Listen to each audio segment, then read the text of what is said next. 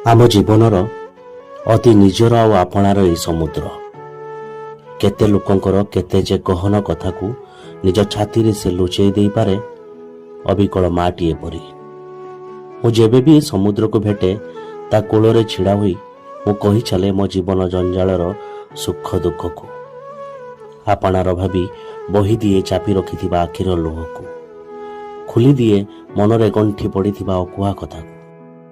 ଆଉ ଏ ସମୁଦ୍ର ଏସବୁ ଶୁଣିବାକୁ ଧାଇଁ ଆସେ ନିଜ କୂଳକୁ, ଆସି ମୋତେ ସ୍ପର୍ଶ କରେ, ମୋତେ ଆଲିଙ୍ଗନ କରେ, ମୋ ମନର ବ୍ୟଥାକୁ ନିଜ ସାଥିରେ ଧରି ଫେରିଯାଏ। ପୁଣି ଥରେ ମୋ ପାଖକୁ ଫେରେ, ମୋତେ ଗୋଟାପଣେ ଭିଜାଏ, ମୋତେ ଅସ୍ତବ୍ୟସ୍ତ କରେ।